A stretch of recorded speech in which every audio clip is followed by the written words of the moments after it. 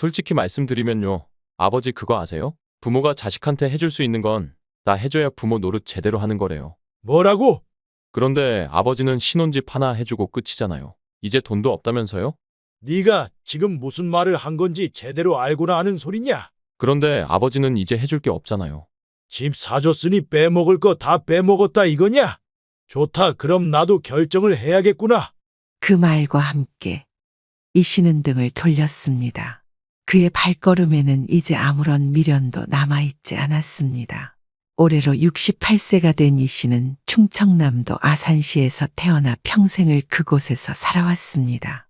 젊었을 때부터 악착같이 일하며 가족을 위해 희생해왔고 남들이 기피하는 힘든 일도 마다하지 않았습니다. 그가 처음 시작한 일은 하수구 배관공이었습니다. 배관공은 누구나 기피하는 고된 직업이었습니다.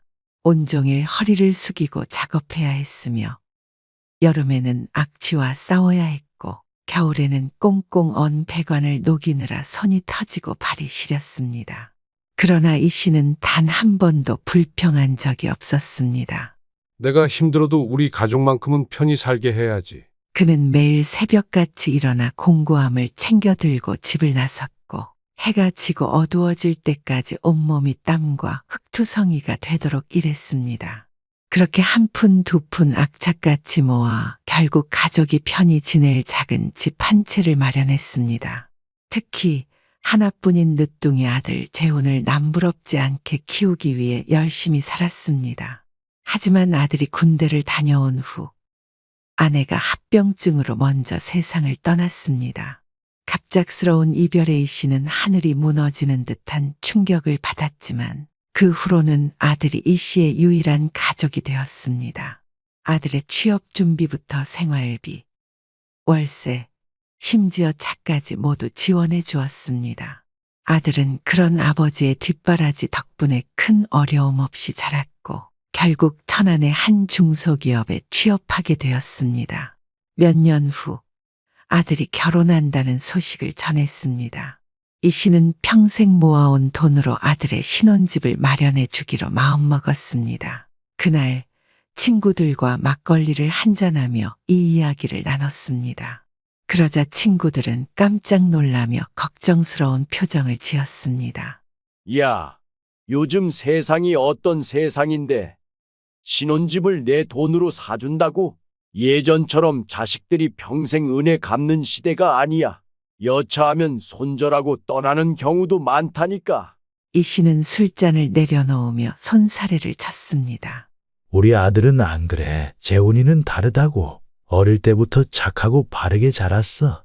내가 힘들 때도 항상 부모 생각 먼저 하던 애야. 그러자 한 친구가 한숨을 내쉬며 말했습니다. 너야 그렇게 믿고 싶겠지만 나중에 후회할 수도 있어. 자식이 효도한다는 보장이 어딨어. 차라리 증여 계약서라도 써.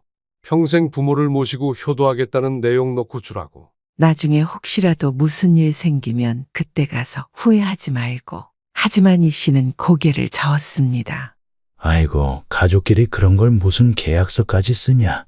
자식한테 조건을 거는 게 말이 돼. 우리 재훈이는 절대 그런 일 없어. 쓸데없는 걱정들 마라. 그럼 명의를 꼭 네 걸로 해. 친구들은 여전히 탐탁지 않은 표정이었지만 이 씨는 우리 아들은 절대 부모를 버릴 리 없다며 굳게 믿었습니다. 하지만 집으로 돌아온 이 씨는 마음이 어딘가 찝찝했습니다. 친구들이 했던 증여 계약서 이야기가 자꾸 머릿속을 맴돌았습니다. 설마 내 아들이 나를 버릴 리가 있나? 그래도 혹시 모르니까 명의는 꼭 내 명의로 해야겠다. 이 씨는 한동안 생각에 잠기다가 결국 아들에게 전화를 걸었습니다. 오랜만에 통화하는 아들의 목소리에 반가운 마음이 들었습니다. 그래, 재훈아. 잘 지내지? 네, 아버지. 잘 지내고 있어요. 그래. 다행이다. 요즘 바쁜 거 아니냐? 좀 바쁘긴 한데 괜찮아요. 그나저나 여자친구 얼굴도 한번 봐야지. 조만간 한번 내려오거라. 아, 네. 조만간 한번 시간 내볼게요. 괜한 걱정을 하는 거겠지. 우리 아들이 그럴 리 없잖아. 그렇게 스스로를 다독였지만 어딘가 모르게 불안한 기분이 가시질 않았습니다. 어느 날 아들이 여자친구를 집에 데려와 인사를 시켰습니다. 이 씨는 아들의 여자친구를 처음 보고 순간 당황했습니다. 노랗게 탈색한 머리에 진한 화장, 그리고 발목에는 선명한 문신까지 새겨져 있었습니다. 요즘 젊은 사람들은 다 이런 스타일인가? 이 씨는 잠시 놀랐지만 내색하지 않으려 애쓰며 애써 미소를 지었습니다. 그러나 첫인상부터 어딘지 모르게 마음이 편치 않았습니다. 안녕하세요. 아버님 처음 뵙겠습니다. 여자친구는 밝게 인사하며 들어왔지만 말투와 행동에서 왠지 가벼운 느낌이 들었습니다. 식사를 하며 자연스럽게 대화를 나누는 동안 여자친구는 아무렇지도 않게 말을 꺼냈습니다. 아버님, 저 진짜 복 받았나 봐요. 시집살이 없어서 친구들이 엄청 부러워해요. 다들 시댁 스트레스 때문에 힘들다는데 저는 그럴 일 없겠죠? 이 씨는 순간적으로 할 말을 잃었습니다. 아버지, 수민이가 아직 어려서 잘 모르는 것도 많아요. 그냥 좀 이해해 주세요. 수민 씨 부모님은 무슨 일을 하신다고 했죠? 아, 저희 부모님이요? 부산에서 철물점을 하세요. 그래, 철물점이라 장사하시려면 꽤 부지런하셔야겠네. 네, 어릴 때부터 부모님이 장사하느라 바쁘셔서 저 혼자 크다시피 했어요. 부산이면 꽤 멀겠군요. 자주 왕래하기는 어렵겠네. 네, 뭐 부모님도 바쁘시고 저도 이제 결혼하면 여기서 살 거니까요. 그래도 부모님이랑은 자주 연락해야지. 부모 자식 인연이란 게 멀리 있어도 챙겨야 하는 거야. 저희 부모님은 제가 잘 살면 그게 효도라고 하세요.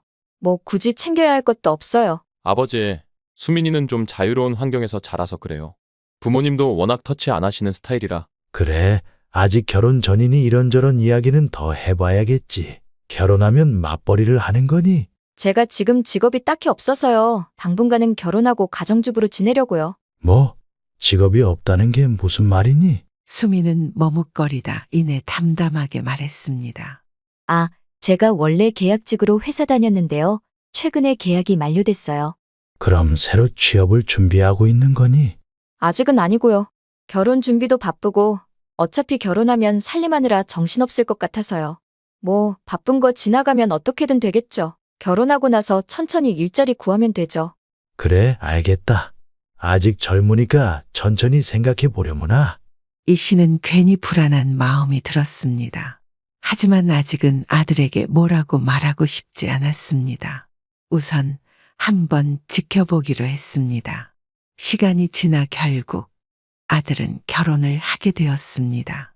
이 씨는 깊은 고민 끝에 평생 모은 돈을 털어 천안의 20평대 아파트를 선물하기로 결심했습니다. 그는 아들 내외가 신혼을 시작할 집을 직접 둘러보러 다녔습니다. 작은 방 2개의 거실이 넉넉한 신축 아파트. 햇볕이 잘 들어밟고 아늑한 공간이었습니다. 아버님, 오셨네요? 며느리는 소파에 앉아 TV를 보며 가볍게 인사만 했을 뿐 자리에서 일어나지도 않았습니다. 이 씨는 애써 무시하고 아들에게 말을 걸었습니다. 집은 어때? 살만하니? 네, 덕분에 편하게 시작했어요. 아버지 덕분이죠. 그때 며느리가 슬쩍 끼어들었습니다. 아버님, 집을 주실 때 이왕이면 좀 더 넓은 곳으로 하시지 그랬어요. 요즘 신혼부부들은 30평대 이상으로 시작한다던데. 야, 너 지금 무슨 말이야? 아버지가 선물로 주신 집이야. 아, 아니 감사하긴 한데요. 저희 아이도 낳고 하면 금방 좁아질 것 같아서요. 그냥 그렇다는 거죠. 그래도 신혼집으로는 충분할 거다. 열심히 살면 더 큰 집으로 옮길 수도 있는 거고. 아버님, 그런데요. 응? 왜 그러느냐? 그런데 이왕 주실 거 명의도 저희 앞으로 돌려주시면 안 될까요? 너희가 걱정하는 건 알겠지만 그럴 필요는 없다. 어차피 내가 죽으면 이 집은 너희 앞으로 갈 게 아니냐? 아, 네, 그렇긴 한데요. 그래도 혹시 모르니까요. 미리 명의를 돌려두면 더 좋지 않을까 해서요. 미리 걱정할 필요 없다. 뭐 그렇다면야 어쩔 수 없죠. 아무튼 집은 마련해 줬으니 이제부터 너희가 열심히 가꾸고 살아야 한다. 좋은 집도 결국 사는 사람이 어떻게 하느냐에 따라 달라지는 법이다. 아들은 연신 고개를 숙이며 감사 인사를 했지만 며느리는 그다지 만족스럽지 않다는 표정으로 한쪽 입꼬리를 올리고 있었습니다. 결혼 후 아들은 점점 변해갔습니다. 예전에는 한 달에 한 번씩은 꼭 안부 전화를 하던 아들이었지만 이제는 전화 한 통 걸어도 받지 않는 날이 많아졌습니다. 아버지, 요즘 바빠서요. 연락드릴게요. 이 씨는 서운했지만 젊은 부부가 독립적인 생활을 하고 싶어 할 수도 있다고 이해하려 했습니다. 하지만 시간이 지날수록 아들의 태도는 더욱 냉랭해졌습니다. 이번 명절에는 내려올 수 있겠지? 아들은 약간 당황한 듯한 목소리로 대답했습니다. 아, 아버지, 이번에 저희가 좀 바빠서요. 수민이 친정에도 들러야 하고 회사에서도 일이 많아서 올해는 조금 어려울 것 같아요. 그럼 내가 천안으로 가마. 오랜만에 얼굴이라도 봐야지. 아버지, 근데 저희 집이 좀 어수선해서요. 아, 그리고 수민이 몸이 좀 안 좋아요. 아니, 집을 사줄 땐 그렇게 감사하다더니 이제는 핑계를 대면서 오지 말라고 하네. 명절인데 얼굴 한 번 보지 못한다는 게 말이 되나. 아내가 살아있었다면 어땠을까. 적어도 아내는 아들에게 잔소리를 해서라도 찾아오게 만들었을 텐데. 이 씨는 혼자 쓸쓸한 식탁을 바라보며 숟가락을 들었습니다. 혹시 나한테 뭔가 불만이 있는 건가? 아니면 며느리가 못 오게 하는 건가? 몇 번의 계절이 지나고 어느덧 이 씨의 머리칼에도 흰 기운이 짙어졌습니다. 그러던 어느 날 늘 조용했던 휴대전화가 요란하게 울렸습니다. 화면을 보니 아들이었습니다. 오랜만에 걸려온 전화라 반가운 마음이 들었습니다. 여보세요? 재훈아? 아버지, 좋은 소식이 있어서요. 아들의 목소리는 들뜬 기운으로 가득 차 있었습니다. 좋은 소식? 네, 아버지, 저희 아이가 생겼어요. 수민이가 임신했어요. 이제 아버지도 할아버지가 되시는 거예요. 뭐라고? 정말이냐? 그래, 고생 많이 했다. 축하한다. 네, 병원 가서 초음파 검사했는데 건강하게 잘 자라고 있대요. 아이고, 이게 꿈이냐 생시냐? 손주라니 내 엄마가 있었으면 얼마나 좋아했겠냐? 목이 메어 끝까지 말을 잇지 못하자 아들은 멋쩍게 웃으며 말했습니다. 아버지, 저희도 아직 실감이 잘 안 나요. 그런데 신기하죠? 저도 이제 아빠가 된다니까요. 그래, 재훈아. 잘했다. 정말 잘했다. 내 엄마도 하늘에서 기뻐하겠다. 전화가 끊긴 후에도 이 씨는 한동안 멍하니 서 있었습니다. 젊었을 때부터 그토록 바라던 순간이 이렇게 찾아왔다니. 이제는 아들만 바라보던 세월에서 그 손주까지 품을 수 있는 날이 온 것이었습니다. 그날 밤, 이 씨는 오랜만에 깊은 잠을 잤습니다. 꿈속에서 그의 아내가 환하게 웃으며 말했습니다. 여보, 우리 손주를 보게 됐어요. 얼마나 기쁜 일이에요. 그 말에 이 씨는 고개를 끄덕이며 행복하게 웃었습니다. 다음 날, 이 씨는 아침부터 분주했습니다. 허리도 쑤시고 다리도 무거웠지만 기분만큼은 가벼웠습니다. 그는 지갑을 챙겨 들고 동네에서 버스를 타 백화점으로 향했습니다. 그가 도착한 곳은 백화점 유아 용품 매장이었습니다. 이 씨는 주변을 두리번거리며 조심스럽게 매장 안으로 들어갔습니다. 어르신, 뭐 찾으세요? 점원이 다가와 웃으며 물었습니다. 예, 저 손주가 생겼습니다. 곧 태어날 아이인데 뭘 사면 좋을까 해서. 와, 축하드립니다. 첫 손주세요? 그렇지요. 첫 손주입니다. 그러면 베네저골이랑 아기 신발을 추천드릴게요. 아기가 태어나면 처음 입는 옷이라 의미가 크거든요. 베네저고리, 그래. 우리 손주가 처음 입을 옷이면 제일 좋은 걸로 골라야지. 점원이 고운 면 소재의 부드러운 베네저고리를 골라 건넸습니다.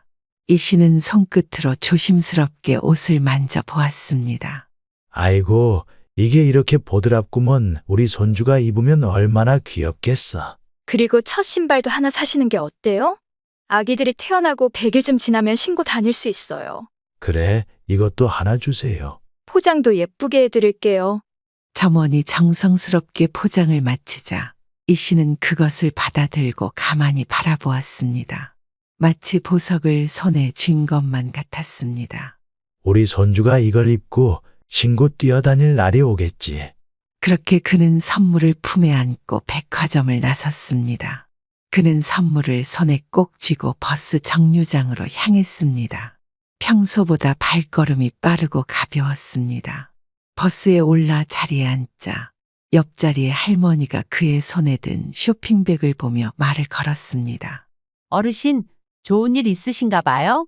네, 오늘 손주 선물 사서 가는 길입니다. 아이고, 그럼 오늘이 참 기쁜 날이겠네요. 그렇지요. 이제 곧 태어날 손주인데 첫 선물이니까요. 그렇게 버스 안에서 손주 이야기를 나누다 보니 금세 시간이 지나 도착할 시간이 다가왔습니다. 이 씨는 설렘을 가득 안고 아들네 아파트 초인종을 눌렀습니다. 띵동. 잠시 후 문이 열리고 며느리가 나왔습니다. 어머, 아버님 어쩐 일이세요? 이 씨는 밝은 얼굴로 쇼핑백을 내밀며 말했습니다. 그래, 내가 임신했다는 소식 듣고 얼마나 기뻤는지 몰라. 이거 손주를 위해 준비한 선물이야. 그는 두 손으로 조심스럽게 쇼핑백을 내밀었습니다. 그러나 며느리의 표정이 어딘가 어색했습니다. 아, 감사합니다. 그런데 지금 저희 친정아빠 와 계셔서요. 그 말에 이 씨는 순간 당황했습니다. 아, 사돈께서 와 계셨구나. 미리 말씀을 해줬으면 시간을 맞춰서 왔을 텐데 괜히 내가 불쑥 찾아왔구먼. 이 씨는 들고 있던 쇼핑백을 슬쩍 내려다보며 멋쩍게 웃었습니다. 설마 며느리의 부모가 집에 와 있을 줄은 전혀 예상하지 못했습니다.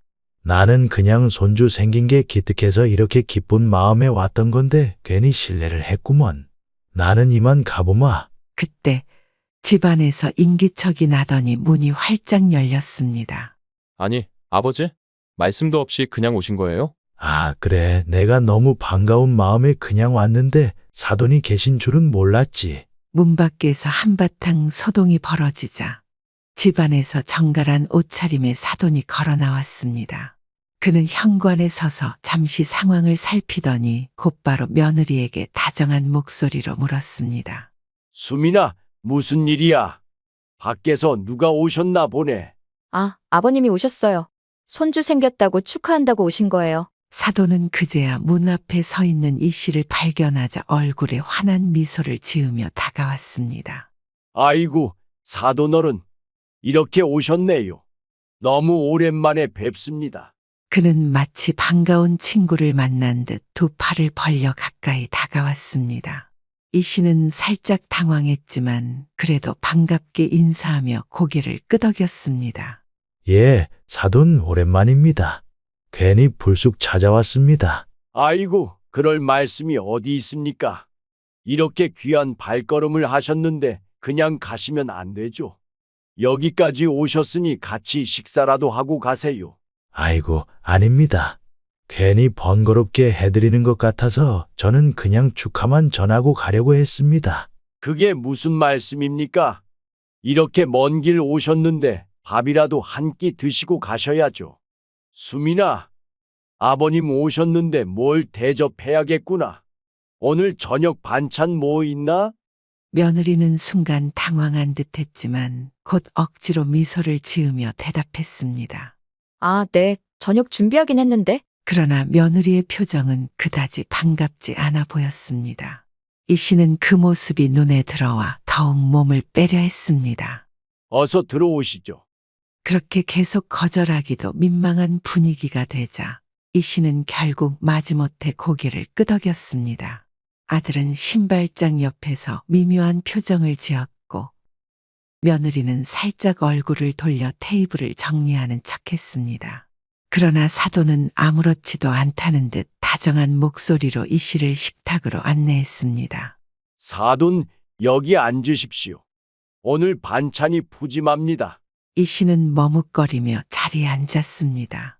식탁 위에는 여러 반찬이 놓여 있었고 따뜻한 국 냄새가 풍겼습니다. 그러나 아무리 좋은 음식이 차려져 있어도 그는 여전히 이 자리가 편치 않았습니다.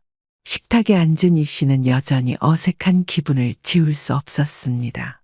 제가 이번에 해외여행을 다녀왔습니다. 글쎄, 애들이 안 가도 된다고 하는데도 끝까지 보내주더라고요. 그 말에 며느리는 슬쩍 눈을 피하며 고개를 숙였고 아들도 어색한 듯 물을 한 모금 마셨습니다. 그러나 사돈은 신이 난 듯 말을 이어갔습니다. 처음엔 저도 아이고 그냥 국내 여행이면 충분하다 했지요. 그런데 우리 애들이 요즘 부모님 여행도 많이 보내드린다고 크루즈 여행을 한번 가보라고 강력 추천하더라고요. 그는 젓가락을 내려놓고 두 손을 가볍게 맞잡으며 눈을 반짝였습니다. 그래서 제가 이번에 처음으로 크루즈 여행이라는 걸 해봤습니다. 아니, 바다 위에서 며칠을 지내는 게 이렇게 좋을 줄 몰랐어요.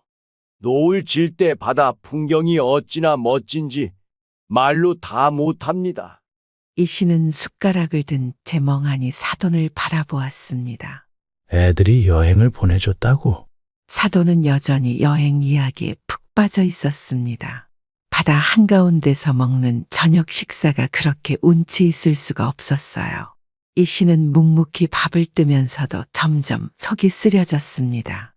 그는 아들에게 집도 사주었고 결혼 후에도 경제적으로 힘든 일이 있으면 언제든 도와주었습니다. 그러나 정작 아들과 며느리는 그에게 단 한 번도 아버지, 어디 여행이라도 다녀오시죠라고 말한 적이 없었습니다.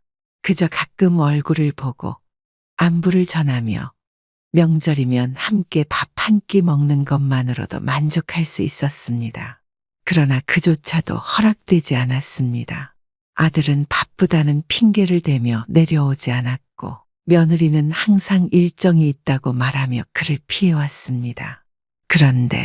그런데 사돈에게는 해외여행을 보내주었습니다. 이 씨는 순간 밥을 넘기기가 힘들어졌습니다. 한쪽에서는 오페라 공연도 하고 심지어 수영장도 몇 개나 있던데 이게 그냥 배가 아니라 완전 작은 도시 같았습니다. 사돈이 연신 들뜬 목소리로 이야기를 이어갈수록 이 씨의 속에서는 뜨거운 감정이 차올랐습니다. 집은 그렇게도 고맙다고 받아놓고 해외여행은 사돈한테만 보내줬단 말인가. 사돈 어른도 다음에 한번 가보셔야 합니다. 정말 너무 좋은 경험이었어요.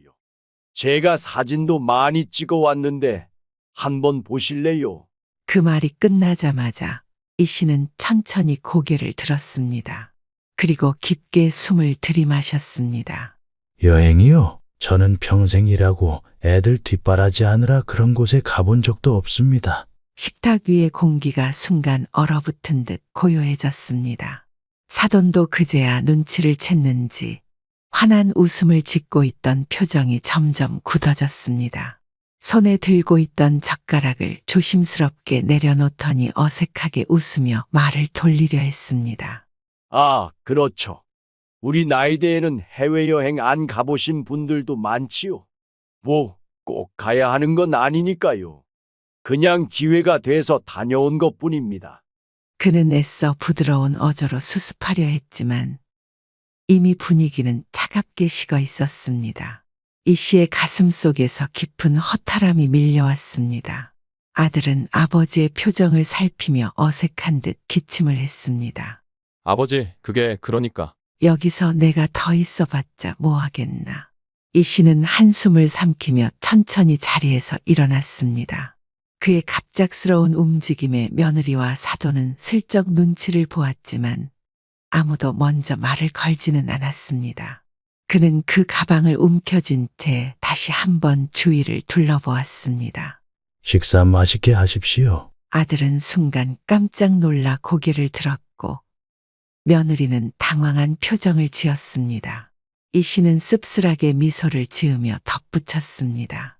제가 괜히 끼어들었네요. 그리고는 천천히 몸을 돌려 현관으로 걸어갔습니다. 식탁에 앉아있던 며느리는 당황한 듯 아들을 쳐다보았고 사돈도 어색하게 웃으며 눈치를 보기 시작했습니다. 그러나 누구도 그를 붙잡지 않았습니다. 이 씨가 신발을 신으려는 순간 갑자기 아들이 황급히 자리에서 일어나 따라 나왔습니다. 아버지, 아버지. 집 밖으로 나가자 차가운 공기가 이 씨의 뺨을 때렸습니다. 아들은 겉옷을 입고 헐레벌떡 뛰어옵니다. 아버지, 갑자기 그렇게 가버리시면 어떡해요? 나 참 서운하구나, 재훈아. 아버지, 갑자기 그러시면 저희도 당황스럽잖아요. 나는 말이다. 니들 결혼할 때 내가 가진 돈을 탈탈 털어서 집까지 사줬다. 한 푼도 아깝지 않았다. 부모 된 도리로 네가 잘 살길 바랐으니까. 그런데 평소에는 내가 그 집에 한번 들어가는 것도 눈치 주고 니들은 바쁘다고 하고 며느리는 늘 무슨 일이 있다고 하고 결국 나는 매번 발길을 돌려야 했지. 그의 목소리는 점점 더 깊어졌습니다. 그런데 오늘 보니 사돈은 내가 사준 그 집에 아주 편히 계시더구나. 아버지, 그건 그리고 해외여행? 나는 평생을 일하느라 애들 뒷바라지 하느라 단 한 번도 여행이란 걸 가본 적이 없다. 그런데 니들은 사돈을 해외여행까지 보내줬다더라. 날 뭘로 보는 거냐? 그런데 그때 아들이 다급하게 그를 붙잡았습니다. 아버지, 그게 아니라 장인어른은 저희 결혼 후에도 계속 용돈을 주셨어요. 뭐라고? 아들은 눈치를 살피며 말을 더 이어갔습니다. 그러니까 장인어른께서 결혼하고 나서도 생활비를 좀 보태주셨거든요. 그리고 아이 낳고 나서도 계속 지원을 해주고 싶다고 하셔서 저희가 너무 감사한 마음에 돈을 모아서 여행 보내드린 거예요. 아버지, 오해하지 마세요.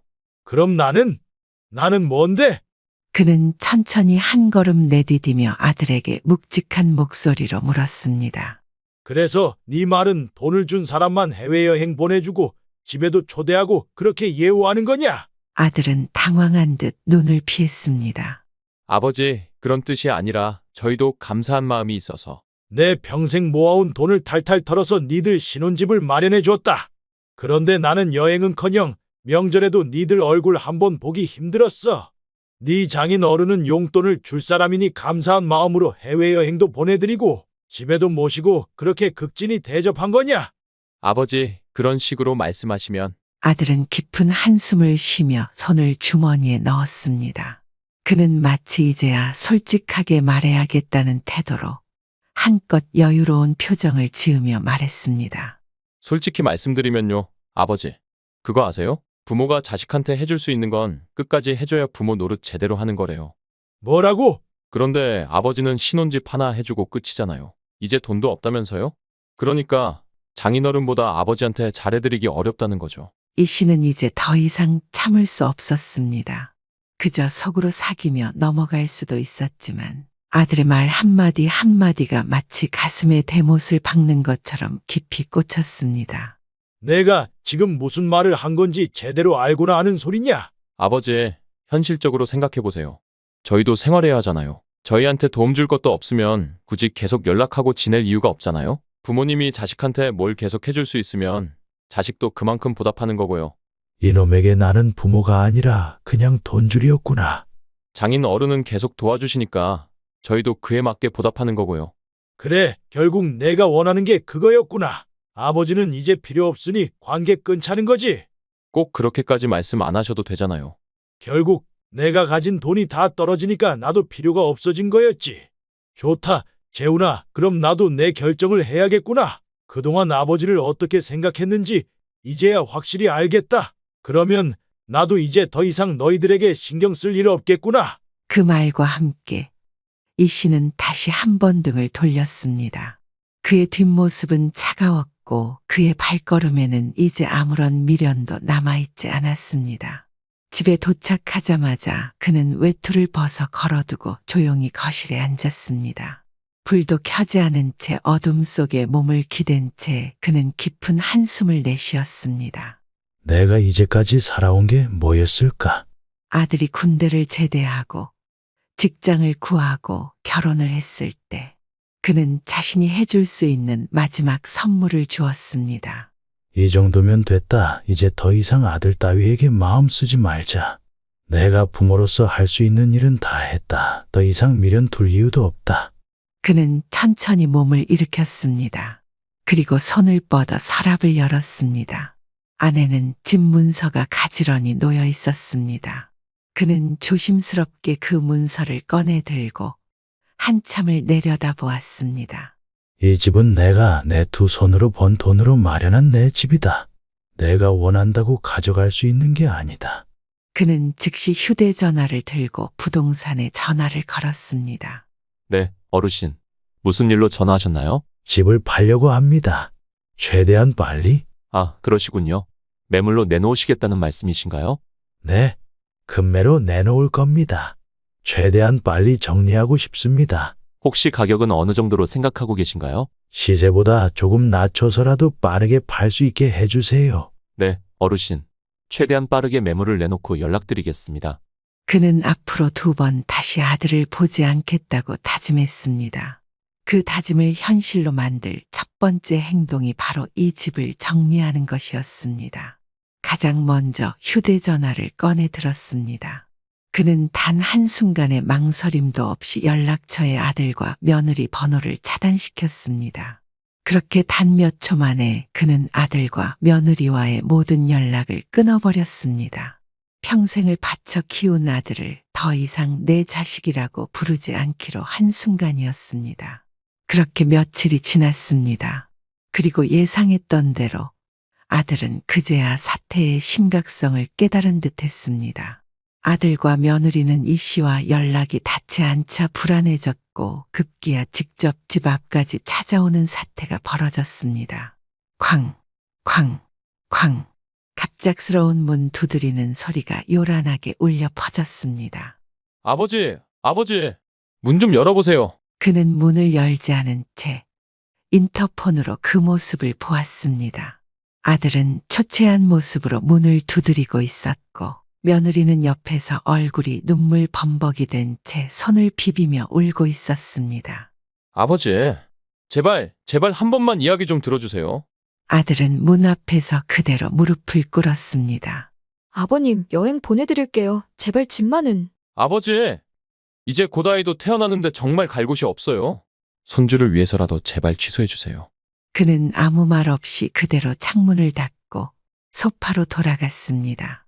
그들은 계속해서 문을 두드리며 울고불고 난리를 쳤습니다. 이웃들은 창문을 열고 무슨 일인지 지켜보기 시작했고 몇몇 주민들은 불편한 기색을 내비치며 수군거렸습니다. 저 집에서 무슨 일 있나? 어휴, 동네 시끄러워. 왜 저기서 소리치고 난리야? 결국 소란이 점점 심해지자 주민 신고가 접수되었고 경찰이 출동하게 되었습니다. 잠시 후 순찰차 한 대가 골목으로 들어왔고 경찰 2명이 내리더니 상황을 살폈습니다. 무슨 일입니까? 아닙니다.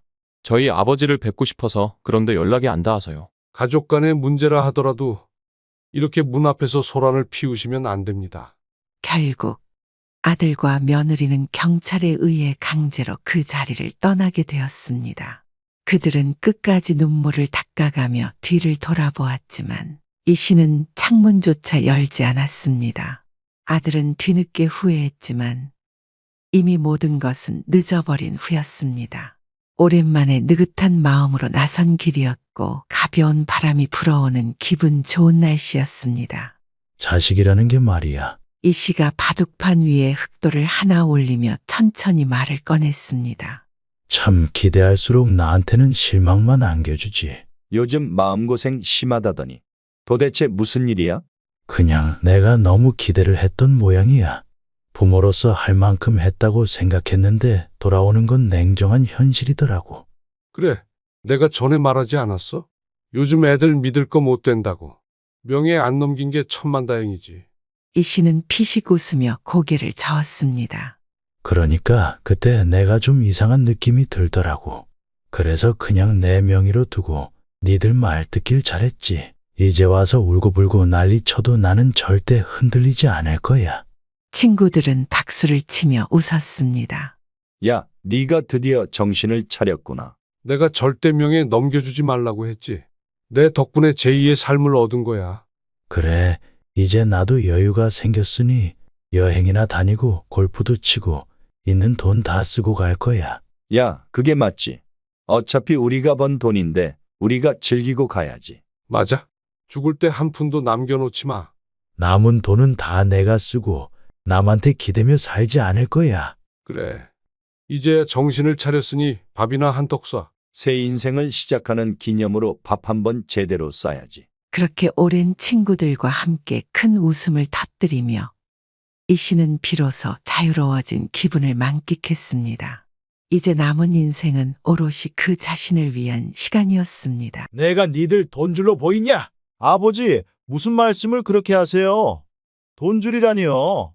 사돈 생일에 해외여행 보내준 거 내가 다 알고 있다.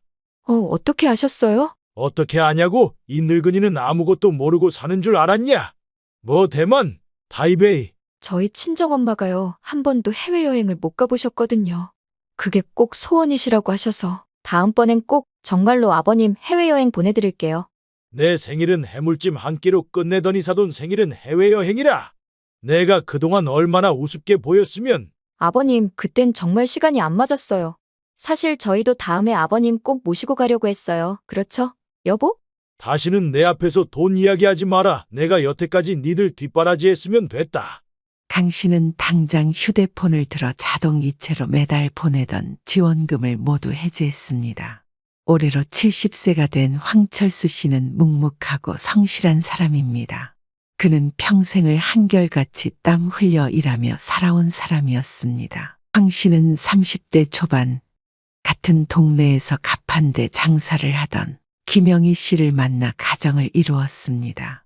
비록 넉넉하지 않은 형편이었지만 두 사람은 소박한 행복을 꿈꾸며 단란한 가정을 꾸려갔습니다. 얼마 지나지 않아 부부에게는 하나뿐인 아들, 태훈이 태어났습니다. 태훈아, 넌 뭐든 할 수 있다. 아빠처럼 힘든 일 안 하고 좋은 곳에서 일해야지. 황 씨는 아들에게만큼은 자신과 다른 삶을 물려주고 싶었습니다. 매일 새벽같이 일터로 나가 저녁 늦게야 집에 돌아왔지만 잠든 아들의 얼굴을 보며 하루를 마무리하곤 했습니다. 하지만 행복한 나날이 언제까지나 계속되지는 않았습니다. 아들이 고등학교에 재학 중이던 시절 아내가 당뇨 합병증으로 병세가 악화되기 시작했습니다. 처음에는 단순한 증상인 줄 알았습니다. 여보, 피곤해서 그런 거겠지. 좀 쉬면 괜찮아질 거야. 수술과 입원, 그리고 끝없는 치료비는 황 씨의 어깨를 점점 더 무겁게 눌렀습니다. 황 씨는 일터를 옮겨가며 닥치는 대로 일했습니다. 손가락 마디가 갈라지고 허리가 구부정해질 때까지 건설 현장, 막노동, 폐지 줍는 일까지 마다하지 않았습니다. 하지만 아내의 병세는 날이 갈수록 악화되었습니다. 아들이 입대한 지 몇 달 후, 아내는 결국 세상을 떠났습니다. 아내의 영정 사진 앞에서 황 씨는 묵묵히 앉아 한참 동안 눈을 감고 있었습니다. 눈물이 아닌 깊은 한숨만이 그의 가슴에서 흘러나왔습니다. 시간이 흘러 아들은 군 제대 후 직장에 취직하고 결혼도 하였습니다. 그래, 영희야, 우리 태훈이가 이제 한 가정을 꾸렸어. 너도 저 하늘 어디선가 보고 있겠지? 그때 휴대폰이 울렸습니다. 화면에는 며느리 이름이 떴습니다. 아버님 생신이죠? 집 앞 해물찜 맛있다던데 거기서 생일 겸 외식 한번 할까요? 저희가 시간 맞춰서 나갈게요. 황 씨는 순간 멈칫했지만 곧 억지 미소를 지으며 대답했습니다. 그래, 너희가 온다니까 가야지. 해물찜, 내가 별로 좋아하지 않는 건데. 그래도 생일이라고 챙겨주는 게 어디냐. 그냥 고맙게 생각하자. 저녁 무렵 황 씨는 아들 내외와 약속한 해물찜 식당으로 향했습니다. 식당에 도착하니 아들과 며느리는 이미 자리에 앉아 있었습니다. 아들은 핸드폰을 내려놓으며 웃었습니다. 아, 아버지, 오셨어요. 식당에 들어서자마자 강한 해물 냄새가 황 씨의 코를 스쳤습니다. 싱싱한 조개, 문어, 새우가 가득 올라간 해물찜은 보기만 해도 얼큰한 향신료 냄새가 진동을 했습니다. 그러나 황 씨의 얼굴에는 그다지 반가운 기색이 없었습니다. 해물찜은 그가 좋아하는 음식이 아니었습니다. 아버지, 저희가 바빠서 멀리는 못 가고 올해는 이렇게 식사나 한번 해요. 아버님, 여기 해물찜이 정말 맛있대요. 요즘 SNS에서 유명하더라고요. 사진도 잘 나오고. 며느리는 환하게 웃으며 테이블 위로 핸드폰을 내밀었습니다. 싱싱하게 올라온 조개와 문어, 매콤한 향이 코를 찔렀지만 손이 쉽게 가지 않았습니다.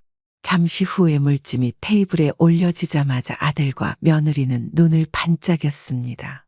오빠, 이거 진짜 맛있겠다. 와, 해물이 이렇게 푸짐해? 그러게, 내가 여기 꼭 와보고 싶었거든. 두 사람은 젓가락을 휘리릭 놀리며 새우와 문어를 접시에 듬뿍 담았습니다. 큰 조개는 껍데기째 손으로 집어들며 서로 웃음을 터뜨렸습니다. 어머, 이거 진짜 부드럽다, 오빠. 이거 먹어봐. 아버지, 이거 드셔보세요. 근데 문어는 좀 질길 수도 있어요. 황 씨는 그 모습을 조용히 바라보았습니다. 접시 위에 남은 해물찜은 이미 두 사람의 젓가락이 오가며 반 이상 줄어 있었습니다. 그래, 나를 위한 자리인 줄 알았는데 결국은 너희가 먹고 싶었던 음식이었구나. 그는 조심스럽게 국물을 떠올렸지만 얼큰한 국물 맛은 그의 입맛과는 거리가 멀었습니다. 식사가 끝나갈 무렵 아들이 계산대 쪽으로 향했습니다. 아버지, 오늘은 저희가 낼게요. 생신인데 아버지가 내시면 되겠어요? 처음으로 이렇게 챙긴 거 아니냐? 그동안 내가 밥을 얼마나 샀는데. 아이, 아버지, 무슨 그런 말씀을 하세요. 앞으로도 자주 챙길게요. 저희가 그동안 좀 어려웠잖아요. 물가도 많이 오르고. 아들과 며느리는 식당을 나서면서도 가벼운 농담과 웃음을 멈추지 않았습니다. 오빠, 우리 진짜 대단하다. 처음으로 아버님 생신 챙긴 거 아니야? 그러게 말이야. 다음에는 더 좋은 데 가야지. 며칠 전 아들 내외와 함께한 생일 식사가 자꾸만 머릿속을 떠올랐습니다. 좋아하지도 않는 해물찜을 앞에 두고 밥값 한 번 내고 생색을 내던 아들과 며느리의 모습. 그때 휴대폰 벨소리가 거실의 정적을 깨뜨렸습니다. 형님. 전화기 너머로 들려온 건 친척의 반가운 목소리였습니다. 하지만 황 씨는 왠지 모르게 불길한 기분이 들었습니다. 아니, 형님. 며느리 이번에 사돈 생신이라고 여행 보내줬나 보네? 뭐, 여행? 무슨 소리야? 아유, 형님도 모르셨어요? SNS에 떡하니 자랑하던데? 그거 뭐 있잖아요. 휴대폰으로 올리는 거, 사진이랑 글 적는 거. 그 휴대폰에 올리는 그런 거? 네, 보니까 대만 타이베이 보내줬더만. 어휴, 랍스터 크기가 장난 아니던데. 그래? 형님도 며느리 참 잘 뒀어. 요즘 그런 며느리 드물잖아. 이렇게 사돈 해외여행까지 보내주고 말이야. 형님도 곧 비행기 한번 타시겠어요. 그래, 고맙다. 전화 끊자. 곧이어 친척이 보낸 SNS 캡처 사진이 도착했습니다. 우리 엄마 생신 기념으로 해외여행 보내드렸어요. 역시 가족은 챙겨야죠. 그 아래에는 수십 개의 댓글이 달려 있었습니다. 진짜 효자 며느리네요. 황 씨는 그 댓글들을 읽으며 가슴 깊은 곳에서부터 화가 치밀어 올랐습니다. 내 생일에는 해물찜 집에서 밥 한 번으로 퉁쳐놓더니 사돈 생일에는 해외여행이라니. 황 씨는 친척이 보내준 사진을 천천히 넘겨보았습니다. 첫 번째 사진에는 대만의 고급 레스토랑이 배경으로 보였습니다. 테이블 위에는 커다란 랍스터가 올려져 있었고 사돈은 놀란 표정으로 랍스터를 바라보고 있었습니다. 옆자리에서는 며느리 선아가 환하게 웃고 있었습니다. 손에는 와인잔을 든 채 마치 광고 속 한 장면처럼 즐거워 보였습니다. 참나 기가 찬다. 자식놈 키워봤자 아무 소용없다더니 정말 해도 너무하는구나. 햇살이 은은하게 비치는 늦은 오후. 황철수 씨는 오래된 라디오 소리에 귀를 기울이며 혼자 차를 마시고 있었습니다. 그때 전화벨 소리가 정적을 깨뜨렸습니다. 여보세요? 전화기 너머로 기분 좋은 목소리가 들려왔습니다. 아버님, 저 임신했어요. 뭐라고?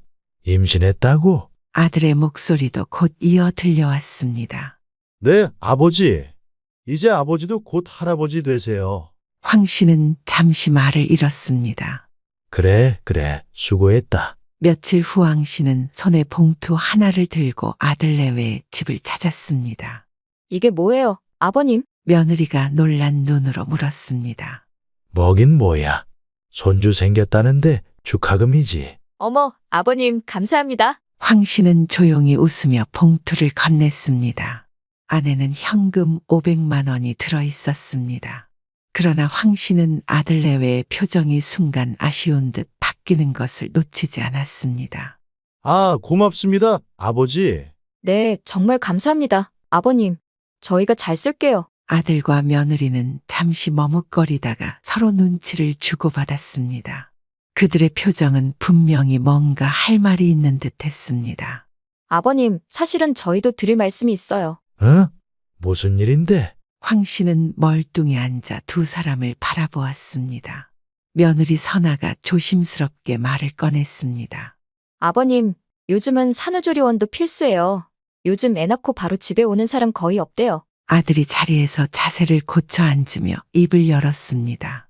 아버지, 사실은 산후조리원 비용이 꽤 나가더라고요. 그래서 500만 원으로는 안 될 것 같고 조금만 더 보태주시면 안 될까요?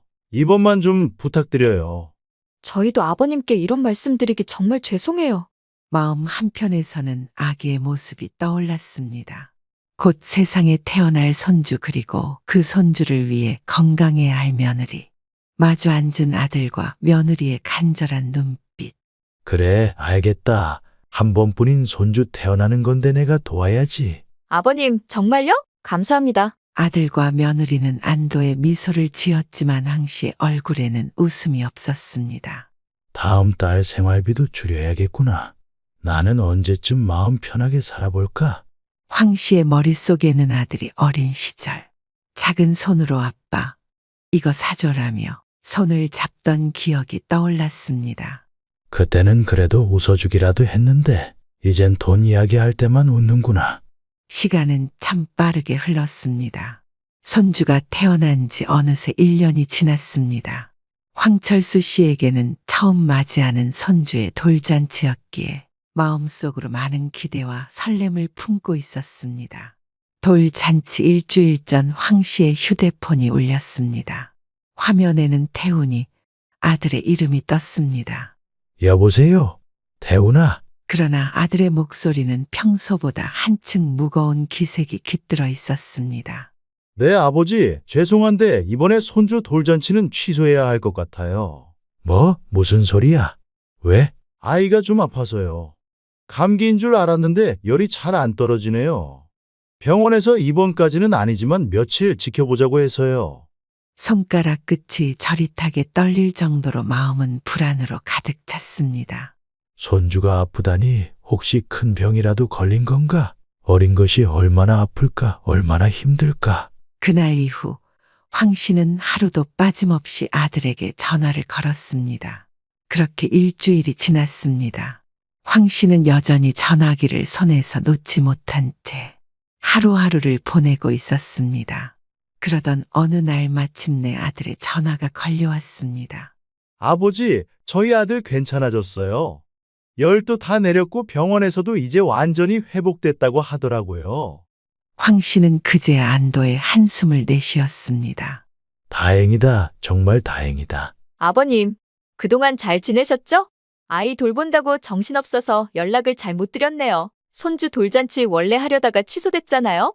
그래서요, 가족끼리라도 식사 자리 마련했어요. 황 씨는 순간 한숨을 내쉬며 얼굴을 찡그렸습니다. 집에서 하면 되지. 뭐 다른 식당까지 가냐? 또 애 아프면 어쩌려고. 아유, 아버님, 이번에는 걱정 안 하셔도 돼요. 애도 다 나았고요. 이번엔 가볍게 식사만 하고 끝낼 거예요. 그래도 굳이 서울까지 나가야 하냐? 친정 어머님도 오시고요. 아버님도 꼭 오셔서 첫돌 축하해 주셔야죠. 아버님 안 오시면 다들 섭섭해 하실걸요? 서울에 좋은 식당 알아봤으니 부담 갖지 마시고 오세요. 그냥 식사만 하고 가셔요. 그러다 정 드시면 차 한 잔 더 하시고요.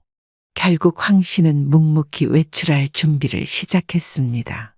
서울 시내의 한 고급 한정식당. 멀리서도 번쩍이는 간판과 화려한 입구가 눈에 띄었습니다.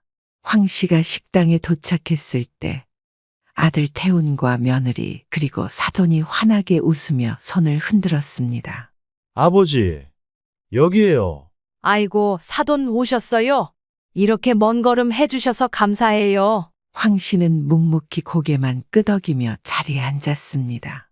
손주의 얼굴을 본 순간 황 씨의 가슴이 먹먹해졌습니다. 예전보다 통통했던 볼살이 눈에 띄게 야위어 있었습니다.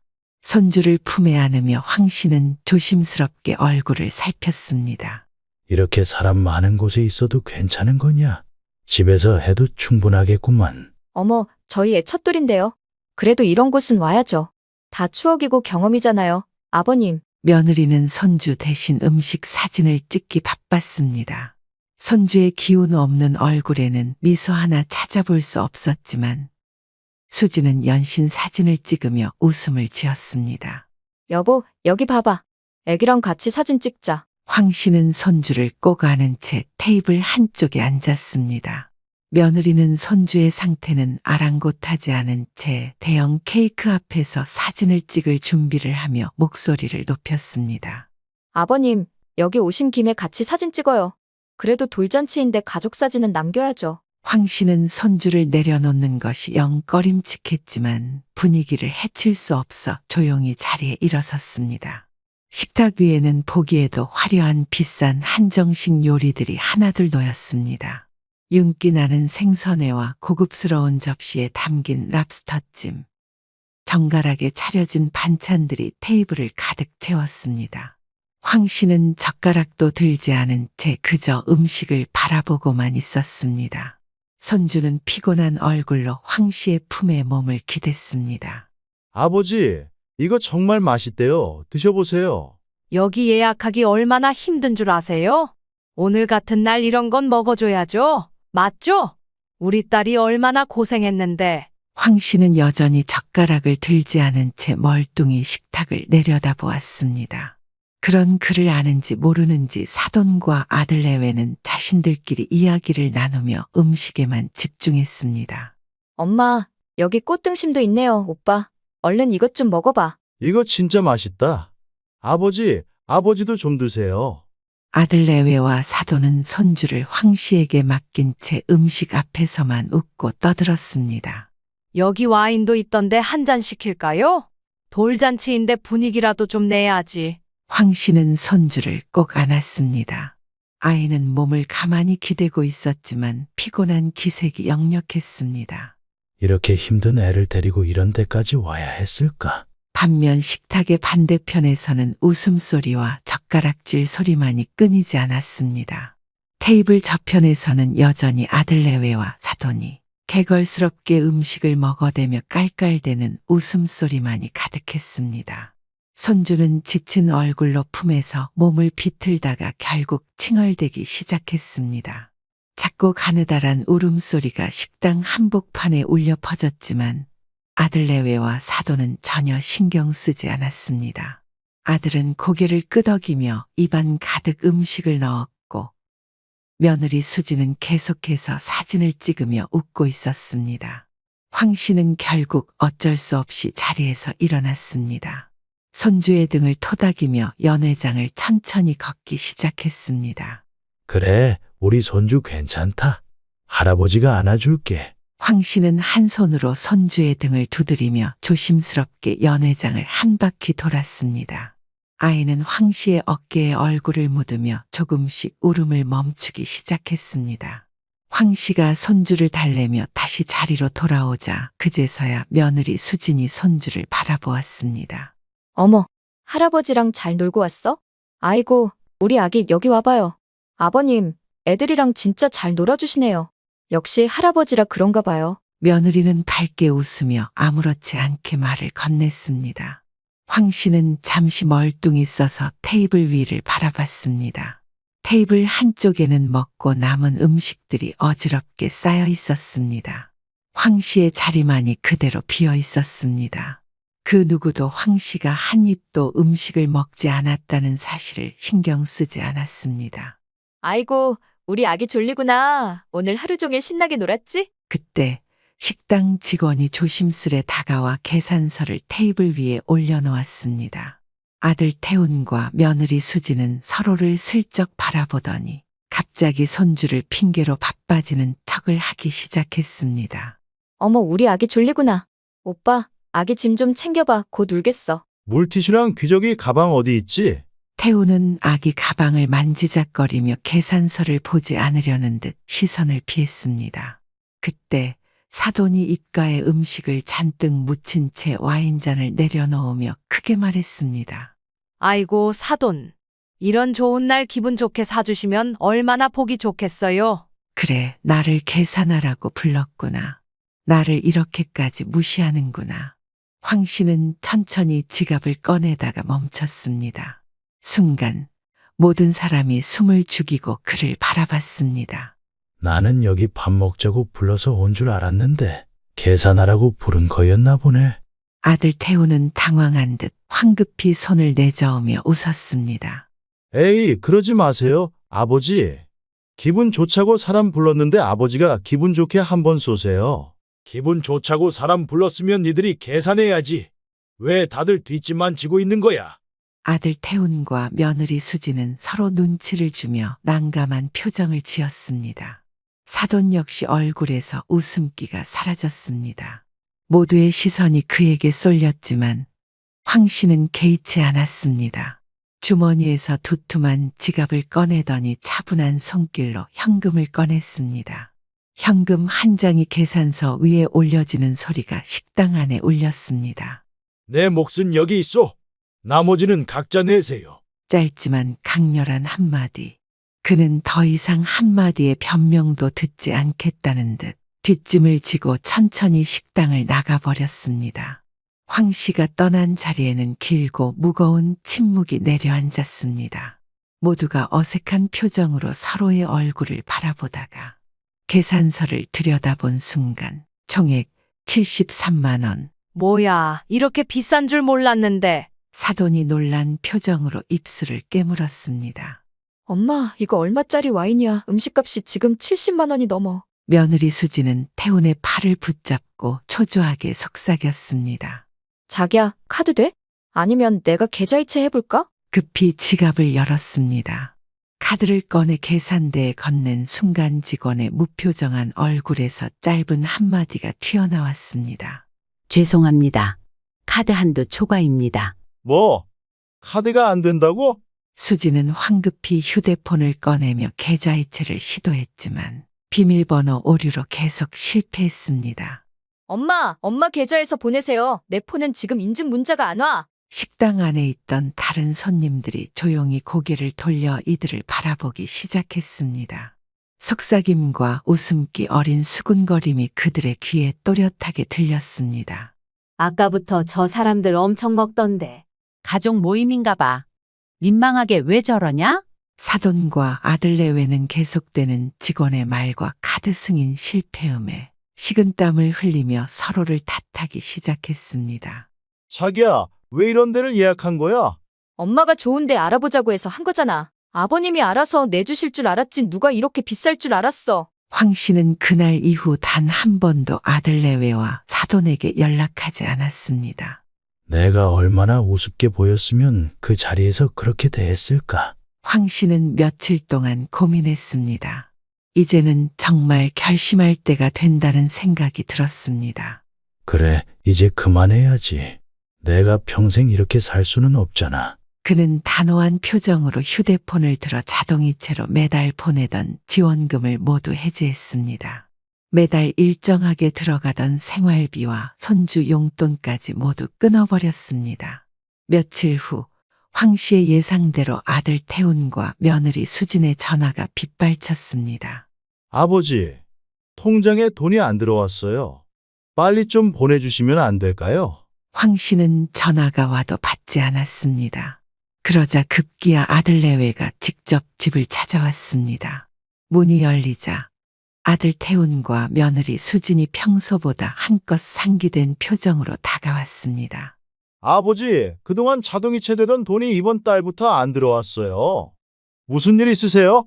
황 씨는 의자에 앉은 채 팔짱을 낀 채 차가운 눈빛으로 두 사람을 바라봤습니다. 이제 그만 보내려고. 네. 갑자기 무슨 말씀이세요? 아들은 순간 얼굴이 굳어졌습니다. 내가 니들 돈줄로 보이냐? 황 씨의 목소리는 낮고도 단호했습니다. 아버지, 무슨 말씀을 그렇게 하세요?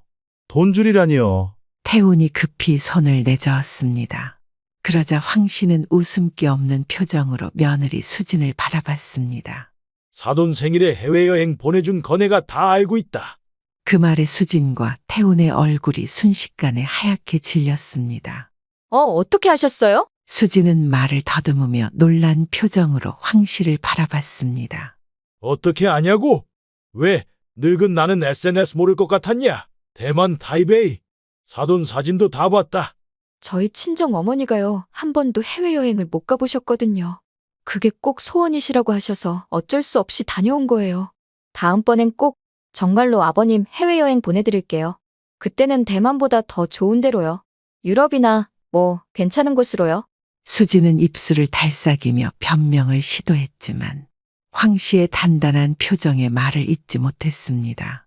내 생일은 해물찜 한 끼로 끝내더니 사돈 생일은 해외여행이라. 내가 그동안 얼마나 우습게 보였으면. 수지는 허둥지둥하며 다시 변명을 시도했습니다. 아버님, 그땐 정말 시간이 안 맞았어요. 사실 저희도 다음에 아버님 꼭 모시고 가려고 했어요. 그렇죠, 여보? 아버지, 그건 정말 우리가. 황 씨는 천천히 의자에서 일어났습니다. 다시는 내게 돈 이야기하지 마라. 내가 평생 뒷바라지 했으면 됐다. 이제는 너희가 알아서 살아라. 태우는 당황한 표정으로 손을 내밀었습니다. 아버지, 그러나 황 씨는 손을 내저으며 말을 끊었습니다. 내가 뭘 모를 줄 알았냐? 사람을 바보로 알아도 유분수지. 황 씨는 그 말만 남긴 채 방으로 들어갔습니다. 문이 탁 소리를 내며 닫히자 거실에는 깊고 무거운 정적만이 남았습니다. 이제는 정말 끊어야지. 다시는 그 애들과 엮이지 말아야지. 며느리와 아들의 뻔뻔한 태도와 거짓 변명들이 머릿속에서 계속 맴돌았습니다. 내가 평생을 이렇게 당하고만 살았나. 그때 휴대폰 벨소리가 갑자기 울렸습니다. 낯익은 번호였습니다. 며느리, 수진. 황 씨의 손이 순간 떨렸습니다. 이번엔 또 무슨 핑계로 전화를 했을까? 아버님, 큰일 났어요. 수진의 목소리는 급하게 떨리고 있었습니다. 아이가 갑자기 아파요. 숨을 잘 못 쉬는 것 같아서 병원에 데려왔는데 저희 병원비가 없어요. 제발 좀 도와주실 수 있으세요? 황 씨의 심장은 쿵 하고 내려앉았습니다. 뭐라고? 손주가 아프다고? 지금 어디냐? 경상 소아과 병원이요. 근데 아버님, 일단 돈부터 좀 보내주세요. 지금 검사도 못 받고 있어요. 황 씨는 더 이상 아무 말도 묻지 않았습니다. 다급하게 은행 앱을 열어 며느리 계좌로 돈을 송금했습니다. 500만 원. 황 씨는 옷도 제대로 챙기지 못한 채 문을 열고 택시를 잡았습니다. 기사님, 경상소아과 병원으로 좀 가주세요. 빨리요. 황 씨는 가쁜 숨을 내쉬며 뒷자리에 몸을 던졌습니다. 택시는 빠르게 병원으로 향했지만 황 씨에게는 그 시간이 영원처럼 느껴졌습니다. 황 씨는 급하게 병원의 유리문을 밀치고 안으로 들어갔습니다. 로비에는 환자와 보호자들이 분주하게 오가고 있었습니다. 그러나 황 씨의 눈에는 오직 손주의 모습만이 아른거렸습니다. 간호사님, 여기 황지우라는 아이가 왔다고 들었는데요. 손주예요. 아이가 아프다고 해서 왔어요. 어디 있습니까? 간호사는 차트를 들여다보기 시작했습니다. 잠시만요. 황지우요? 간호사는 열심히 차트를 넘기며 황 씨를 향해 고개를 저었습니다. 죄송합니다. 그런 환자분은 없습니다. 혹시 다른 병원 아니신가요? 뭐라고요? 황 씨는 한 걸음 물러섰습니다. 여기 경상소아과 병원 맞잖아요. 네, 맞습니다. 하지만 황지우라는 아이는 없습니다. 황 씨의 손이 허공을 더듬었습니다. 설마. 황 씨는 다급하게 휴대폰을 꺼내 며느리 수진에게 전화를 걸었습니다. 아니겠지. 황 씨는 다시 전화를 걸었지만 여전히 연결되지 않았습니다. 현재 고객이 전화를 받을 수 없습니다. 잠시 후 다시 걸어주시기 바랍니다. 황 씨는 천천히 병원의 의자에 주저앉았습니다. 손에서 휴대폰이 미끄러져 바닥에 떨어졌습니다. 설마 그게 다 거짓말이었나? 황 씨는 두 손으로 얼굴을 감쌌습니다. 심장이 쿵쿵 뛰었고 머리가 지끈거렸습니다. 그래, 이번에는 아픈 손주까지 핑계 삼은 거였구나. 황 씨는 처음으로 며느리와 아들을 향한 완전한 실망과 분노를 느꼈습니다. 그동안 자신이 베풀었던 모든 지원과 배려가 그저 돈줄로만 여겨졌다는 사실을 뼛속 깊이 깨달았습니다. 나는 그냥 그저 가족을 위해 살았을 뿐인데. 황 씨는 집으로 돌아와 불이 꺼진 방 안에 앉았습니다. 창밖에는 노을도 없이 어두운 밤만이 내려앉아 있었습니다. 텅 빈 방 안에선 휴대폰 알림음 하나 울리지 않았습니다. 이제는 내가 나를 위해 살아야지. 더 이상 누구의 돈줄도 아니고 누군가에게 무조건적인 희생을 바치는 삶도 아니고 나 자신을 위한 하루하루를 살겠다고. 황 씨는 휴대폰을 들어 연락처 목록을 천천히 훑었습니다. 아들, 며느리, 사돈. 그 이름들을 하나하나 지워나갔습니다. 다 부질없다. 며칠 뒤 황 씨의 집에는 중개업자들이 들락거렸습니다. 아이고, 이렇게 좋은 집을 왜 파신대? 누구도 몰랐습니다. 황 씨가 더 이상 이 도시에서 살고 싶지 않다는 마음을 품었음을. 그가 떠날 곳은 도시의 고급 아파트도 번화한 거리가 아니었습니다. 도심에서 멀리 떨어진 깊은 산속. 사람들이 잊어버린 그곳이 황 씨에게는 새로운 안식처처럼 느껴졌습니다. 요양원에 도착했을 때 요양보호사들이 그를 맞이했습니다. 안녕하세요. 어르신 짐은 저희가 챙겨드릴 테니 편하게 계세요. 황 씨는 그 말에 마음이 놓였습니다.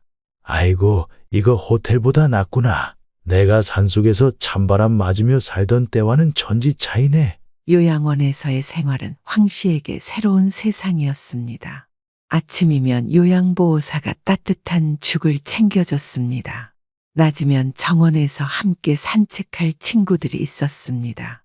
황 선생님, 어제 얘기한 그 산속 이야기나 좀 더 해줘요. 정말 산에서 혼자 사셨단 말이에요? 친구들과 간단한 영화 상영회나 바둑과 장기도 두었습니다. 황 씨는 천천히 눈을 감았습니다. 평생 주기만 했던 삶이었지만 이제는 받으며 살아가는 것도 나쁘지 않구나. 우리 아버지 못 배우셨지만 돈은 많습니다. 아들은 이미 술 기운이 올라 말을 이어갔습니다. 그 철가방 아시죠? 아, 거기서 짜장면을 한 번에 10그릇씩 지고 다니셨대요. 그때 하도 머리에 짜장면 그릇을 이고 다니셔서 우리 아버지 이마가 납작하잖아요. 그러면서 아들은 연신 손가락으로 이마를 꾹꾹 누르며 깔깔 웃었습니다. 사돈 내외는 당황한 듯 미소를 지으며 주변을 둘러보았습니다. 아, 배달도 굉장히 힘든 직업이지요. 아들아, 취한 것 같구나. 나가서 바람 좀 쐬고 오거라. 아들의 볼은 벌겋게 달아올랐고 혀가 조금씩 꼬이기 시작했습니다. 아, 이건 비밀인데요. 우리 아버지 숫자에 약하세요. 간단한 구구단도 못 외워요. 아버지, 맞잖아요. 손주 생기면 같이 구구단 연습하면 되겠어요. 그 말이 떨어지자 사돈 부인은 키득 웃음을 흘렸습니다. 그러면서 아들은 혼자 크게 웃었습니다. 네가 지금 사돈 앞에서 무슨 말을 하고 있는지 알고나 있냐? 본격 시작 전 구독 한번 부탁드립니다. 올해로 69이 된 김 씨는 어린 시절부터 거친 세상을 온몸으로 부딪히며 살아왔습니다. 그의 유년 시절은 평범한 학교 생활과는 거리가 멀었습니다. 책가방 대신 철가방을 들고 교실 대신 후덥지근한 주방과 좁은 뒷골목을 누비며 자랐습니다. 김 씨는 13살 어린 나이에 짜장면 배달을 시작했습니다. 학교에 가는 친구들을 뒤로하고 그는 동네 중국집에서 배달을 맡았습니다. 오토바이가 흔치 않던 시절이라 자전거 한 대가 그의 전부였습니다. 앞에는 커다란 철가방을 묶고 좁은 골목길을 미끄러지듯 지나며 수십 그릇의 짜장면과 짬뽕을 날랐습니다. 뜨거우니까 조심해라. 사장님이 던져주듯 내주는 배달 음식을 왼팔에 힘주어 안고 오른손으로 자전거 핸들을 잡았습니다. 여름에는 땀에 절은 등이 그대로 철가방에 다 화끈거렸고 겨울에는 언손을 입김으로 녹이며 배달을 했습니다. 한 번은 언덕길을 내려오다가 철가방이 기울어지는 바람에 짜장면 4그릇을 그대로 쏟아버린 적도 있었습니다. 그날 사장님에게 불같이 혼이 나면서도 월급에서 깎이는 돈이 더 두려웠습니다. 그래서 배달을 갈 때면 손끝에 힘을 꽉 주고 한 그릇도 떨어뜨리지 않도록 신중하게 움직였습니다. 김 씨는 어려서부터 배움보다 돈이 먼저였습니다. 가난한 집안 형편 때문에 학교는 중학교도 제대로 마치지 못했습니다. 배워서 뭐하냐? 한 푼이라도 벌어야지. 어머니의 말이 가슴 깊이 박혀 그는 다른 아이들이 교과서를 펼칠 때 주방에서 웍을 흔들며 배움을 익혔습니다. 처음에는 단순한 허드렛 일부터 시작했습니다. 양파를 까고 춘장을 볶고 면을 삶았습니다. 그는 요리의 기본을 몸으로 배웠습니다. 그렇게 몇 년을 보내니 어느새 김 씨의 손은 요리를 익히는 손이 되어 있었습니다. 짜장면을 볶는 기술, 불 조절하는 감각, 어떤 온도에서 튀김옷이 가장 바삭하게 익는지 모든 것을 몸으로 익혀나갔습니다. 20대 중반이 되자 그는 주방에서 제법 중요한 역할을 맡게 되었습니다. 배달부에서 요리 보조로, 보조에서 정식 요리사로, 짜장면 한 그릇을 만드는 일도 그에게는 단순한 요리가 아니라 인생을 걸고 하는 일이었습니다. 30대 후반 김 씨는 마침내 자신의 가게를 열었습니다. 처음에는 작은 규모였습니다. 오래된 건물, 허름한 테이블, 그저 한 그릇 한 그릇 최선을 다해 내놓을 뿐이었습니다. 하지만 입소문이 나면서 손님이 늘어났습니다. 그가 만든 짜장면은 고소한 불맛이 살아있고 짬뽕 국물은 깊은 맛이 났습니다. 탕수육은 겉은 바삭하고 속은 촉촉했으며 고추 잡채는 씹을 때마다 아삭한 식감이 살아있었습니다. 그렇게 몇 년이 지나자 가게는 유명세를 타기 시작했습니다. 연예인들도 단골이 될 만큼 유명한 중화요리 전문점이 되었습니다. 방송에서 맛집으로 소개되었고 SNS에서는 독보적인 맛집이라는 후기가 넘쳐났습니다. 한때 배달부였던 그가 이제는 사장님으로 불리며 손님들을 맞이하는 사람이 되었습니다. 하지만 김 씨는 여전히 매일 아침 가게 문을 가장 먼저 열고 하루 종일 주방에서 불 앞을 지켰습니다. 누가 뭐라 해도 그에게 요리는 단순한 일이 아니라 삶이었습니다. 그렇게 40년을 버텨오며 이제는 돈 걱정 없이 살 만큼 기반을 다졌습니다. 그런 김 씨에게도 하나뿐인 아들이 있었습니다. 김 씨와 그의 아내는 결혼 후 큰 기대 속에서 아들을 기다렸습니다. 그토록 원하던 아이가 태어났을 때 김 씨는 세상을 다 얻은 것만 같았습니다. 그러나 기쁨도 잠시, 아내는 출산 후 합병증을 얻었습니다. 산후조리를 제대로 하지 못한 탓이었는지 몸이 점점 나빠지기 시작했습니다. 병원을 전전하며 치료를 받았지만 상태는 호전되지 않았습니다. 결국 아내는 아들이 아주 어릴 때 먼저 하늘나라로 떠났습니다. 김 씨는 사랑하는 사람을 떠나보낸 슬픔에 무너졌습니다. 그러나 아들 앞에서만큼은 약한 모습을 보일 수 없었습니다. 그는 울고 싶어도 밤마다 베개싯을 적시고 싶어도 아들 앞에서는 묵묵히 버텼습니다. 내가 무너지면 이 아이는 누가 돌보나? 결국 아들은 김 씨 대신 할머니, 할아버지 손에서 자랐습니다. 어린 시절 아들은 늘 묻곤 했습니다. 아빠는 왜 집에 안 와? 아빠는 왜 맨날 가게에서 살아? 할머니와 할아버지는 김 씨 대신 자상하게 아들을 돌봐주셨지만 아들은 아버지의 온기를 느끼지 못한 채 성장했습니다. 김 씨는 아들이 자신처럼 힘든 길을 걷지 않길 바랐습니다. 배움보다 돈을 먼저 좇으며 살아온 자신의 삶이 얼마나 힘들고 고된지 잘 알았기 때문이었습니다. 그래서 김 씨는 어떻게든 아들만큼은 좋은 환경에서 공부하게 하고 싶었습니다. 학원비가 모자라면 늦은 밤까지 추가 주문을 받았고 명절에도 쉬지 않고 가게 문을 열었습니다.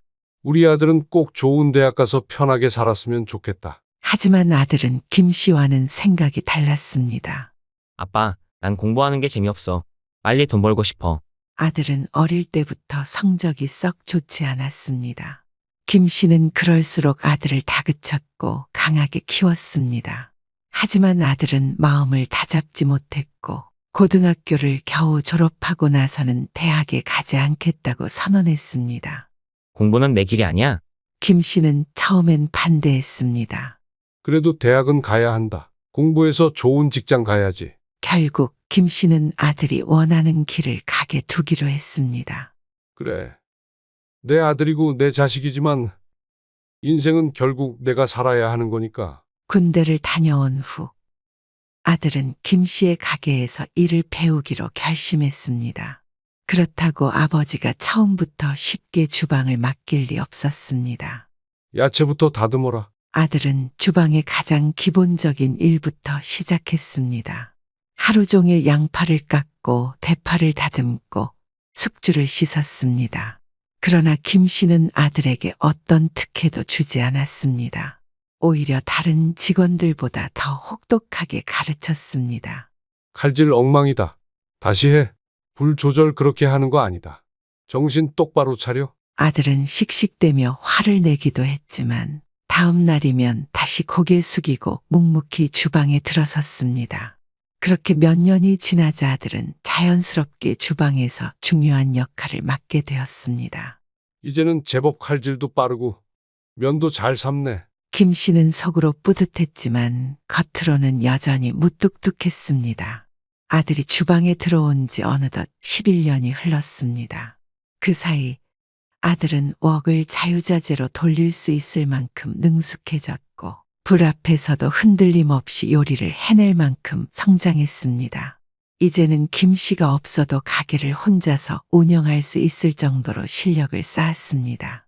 짜장면을 볶는 기술, 탕수육을 튀기는 온도 조절, 짬뽕 국물의 깊은 맛을 내는 비법까지 모두 익혔습니다. 요즘 사장님이 안 보이던데. 사장님 아드님이 하시는 거예요? 어쩐지 맛이 똑같더라고요. 김 씨는 흐뭇하면서도 일부러 무덤덤한 척했습니다. 그래, 이제 이 녀석도 제법 한몫하는구나. 김 씨는 이제야 마음을 놓을 수 있었습니다. 이제는 가게를 아들에게 넘겨주고 나도 좀 편하게 살아볼까. 그렇게 그는 한평생 힘들게 일하며 키운 아들에게 가게를 맡길 날을 준비하고 있었습니다. 어느덧 아들이 결혼할 나이가 되었습니다. 김 씨는 아들이 좋은 사람을 만나 가정을 꾸리길 바랐습니다. 그러던 어느 날 아들이 조심스럽게 말을 꺼냈습니다. 아버지, 저 결혼하려고요. 김 씨는 순간 가슴이 뭉클했습니다. 이제야 아들도 가정을 이루고 제 몫을 다할 때가 되었구나 싶었습니다. 그래, 드디어 내가 장가를 가는구나. 좋은 사람 만나서 행복하면 됐다. 아들이 결혼할 상대는 교사 집안 출신이었습니다. 특히 사돈 어른은 고등학교에서 오랫동안 국어 교사로 재직했다고 했습니다.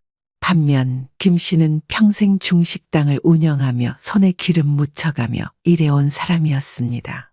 배움보다는 돈을 벌기 위해 하루하루 치열하게 살았고 고된 삶 속에서 살아남기 위해 몸을 부지런히 움직이며 살아왔습니다. 그러나 아들은 김 씨의 직업을 자랑스러워하기보다는 오히려 부끄러워하는 기색이었습니다. 아버지, 상견례 때는 너무 큰 소리 내지 마세요. 그리고 너무 거칠게 말하지 마시고요. 무슨 소리냐? 내가 뭘 거칠게 한단 말이야? 아니, 그런 게 아니라 사돈 쪽은 품격을 중시하는 집안이라서요. 그래서 뭐? 내가 그 사람들한테 창피하냐? 아버지는 워낙 직설적으로 말씀하시고 목소리도 크시잖아요. 상견례 때는 조금만 차분하게 말씀해 주세요. 김 씨는 속으로 씁쓸한 기분이 들었지만 겉으로는 아무렇지 않은 척 고개를 끄덕였습니다. 그래, 알았다. 내가 말 조심하면 될 거 아니냐? 김 씨는 그 말을 듣고 속이 좀 상했지만 아들이 잘 살길 바라는 마음에 조용히 참고 넘어갔습니다. 드디어 상견례 날이 되었습니다. 서울 강남의 한 고급 한식당. 아들은 분위기를 맞추고 싶다며 호텔급 한정식을 예약했습니다. 아버지, 저희가 예약했어요. 여기 분위기가 조용하고 깔끔해서 좋대요. 김 씨는 말끔하게 정장을 차려입고 상견례 자리에 나섰습니다. 그리고 마주한 예비 사돈 내외. 첫인상부터 조금 차가운 기운이 느껴졌습니다. 사돈 부부는 깔끔한 정장에 단정한 말투로 인사했고 표정에는 약간의 거리감이 느껴졌습니다. 처음 뵙겠습니다. 이렇게 뵙게 되어 반갑습니다. 식사가 시작되고 분위기가 차츰 풀릴 줄 알았지만 사돈은 은근히 김 씨를 깔보는 듯한 태도를 보였습니다. 저희는 어려서부터 공부밖에 안 해서 사업은 하나도 모르는데 사돈께서는 참 대단하세요. 김 씨는 순간 사돈의 말투에서 미묘한 비꼼을 느꼈습니다. 김 씨는 속으로 꺼림칙했지만 아들이 결혼하는 자리인 만큼 불편한 기색을 드러내지 않으려 애썼습니다. 혼자 아들 키우느라 공부에 신경을 많이 못 써주셨겠네요. 네, 사돈 어른. 저는 어릴 때부터 가난해서 학교도 제대로 못 다녔습니다. 그래서 배움 대신 손으로 돈을 벌어야 했고, 그 덕분에 오늘날 이렇게 가게를 운영하며 먹고 살고 있습니다. 그러나 사돈 내외는 별로 개의치 않는 표정이었습니다. 요즘은 다 외식하는 시대라 장사 잘 되시죠? 예, 성수기 때는 바쁩니다. 하루에 몇백 그릇씩 나가니까요. 사돈은 희미하게 웃으며 말했다. 그럼 앞으로도 계속 음식 장사를 하시겠네요. 상견례의 자리가 끝날 무렵 김 씨는 조용히 차 한 잔을 들이켰습니다. 사돈 쪽과 이런저런 이야기를 나누면서도 그들이 자신을 어떻게 바라보고 있는지 분위기를 느낄 수 있었습니다. 저기, 우리 현수도 이제 가정을 꾸리는 거니까 집 문제는 제가 좀 도와주려고 합니다. 그 말에 아들과 며느리 그리고 사돈이 동시에 고개를 들었습니다. 특히 며느리의 눈빛이 반짝 빛났습니다. 광진구 쪽에 작은 아파트 전세를 하나 알아봤어요. 요즘 전세금이 많이 올랐다지만 그래도 애들이 편히 지낼 곳은 있어야 하니까요. 그 순간 며느리의 얼굴에 화사한 미소가 피어났습니다. 어머나, 정말요? 감사합니다. 아버님, 저희가 이렇게 도움을 받아도 될까요? 며느리는 살짝 머리를 숙이며 공손한 태도를 보였습니다. 그동안 시종일관 차분한 듯하지만 거리감이 있던 모습과는 사뭇 달랐습니다. 당연하지, 이제 가족인데. 그런데 그 순간 사돈이 마시던 물이 목에 걸린 듯 기침을 하기 시작했습니다. 걸록. 사돈은 급히 휴지를 집어들고 입을 가렸습니다. 그러나 김 씨는 사돈이 왜 그렇게 놀란 건지 금세 눈치챘습니다. 사돈은 아들이 요식업을 한다고 했을 때도 그저 동네에서 잘 되는 중국집을 운영하는 정도로만 생각했습니다. 그런데 그 중국집 사장님이 광진구에 전세 아파트를 마련해 준다고 하니 이건 예상 밖의 일이었던 겁니다. 사돈은 물을 한 모금 삼킨 후 살짝 당황한 듯 김 씨를 바라보았습니다. 아니 사돈께서 그렇게까지 지원을 해주신다니. 사돈 부부는 슬쩍 눈빛을 주고받으며 그제야 김 씨를 다시 한번 평가하는 듯 했습니다. 분명히 재산과 경제력 면에서는 사돈 쪽보다 김 씨가 훨씬 우위에 위치해 있음이 분명했습니다. 아이고, 요즘 애들 자리 잡는 게 쉽지 않잖아요. 우리 애도 이제 가정을 꾸리는데 부모가 도울 수 있는 건 도와야죠. 그렇죠. 부모된 입장에서 자식들한테 힘이 되어줘야죠. 저희는 혼수만 조금 준비해 가겠습니다. 신세를 지게 됐습니다. 며느리는 연신 감사하다는 말을 했고 아들은 옆에서 슬며시 미소 지었습니다. 아버지를 부끄러워하던 아들이었지만 지금 이 순간만큼은 아버지의 존재감이 새삼 크게 다가온 듯했습니다. 김 씨는 분위기를 바꾸려는 듯 호탕하게 웃으며 사돈을 향해 말했습니다. 우리 가게에 꼭 한번 오세요. 제가 제대로 대접해드리겠습니다. 사돈은 어색하게 웃으며 대답했다. 네, 언제 한번 꼭 들르겠습니다. 그렇게 상견례 자리는 마무리되었고 아들은 많은 사람의 축하 속에서 결혼을 하게 되었습니다. 몇 달이 지나고 뜻밖의 손님이 김 씨의 가게를 찾았습니다. 바로 사돈이었습니다. 바쁜 점심 장사가 끝나고 가게가 한층 여유로워질 무렵 사돈 내외가 조심스럽게 문을 열고 들어섰습니다. 가게에 발을 들이자마자 사돈은 주위를 둘러보며 눈을 크게 떴습니다. 어머, 생각보다 규모가 굉장히 크네요. 깔끔하게 정돈된 입구.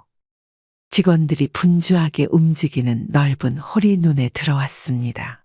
중국풍의 고풍스러운 인테리어가 돋보였고 붉은색과 금색이 조화를 이루는 고급스러운 장식이 이곳이 단순한 동네 음식점이 아니라는 인상을 주고 있었습니다.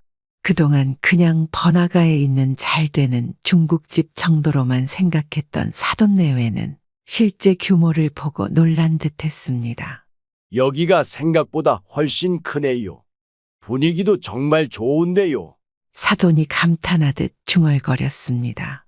그때 아들이 사돈을 향해 활짝 웃으며 말했습니다.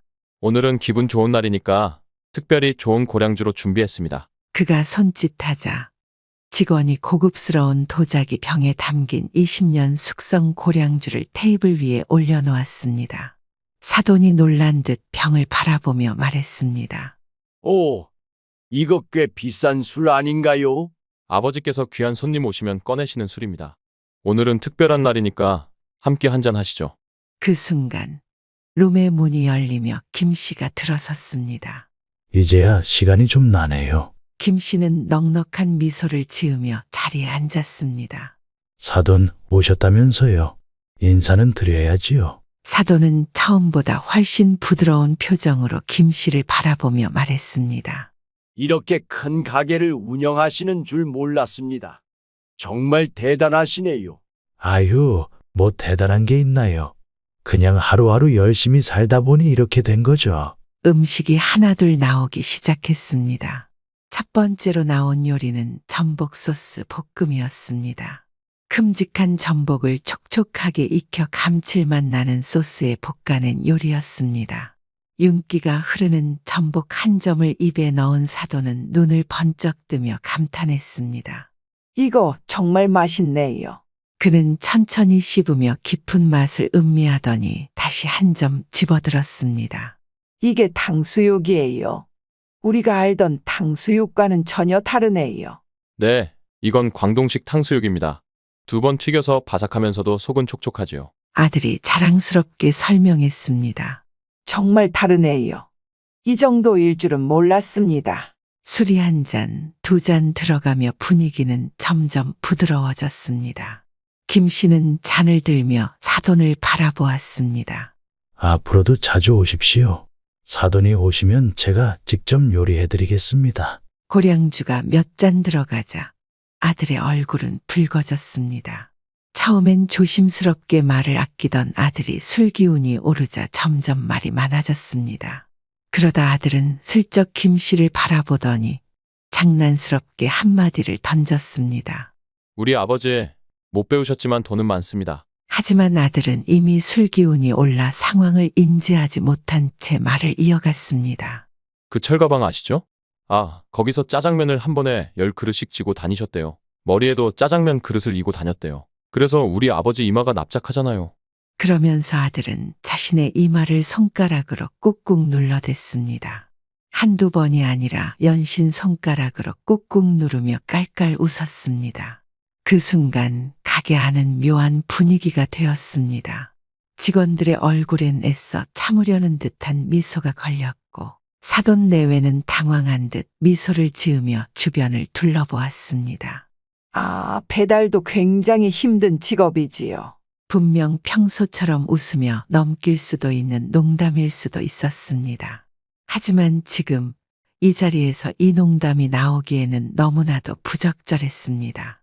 아들아, 취한 것 같구나. 바람 좀 쐬고 오거라.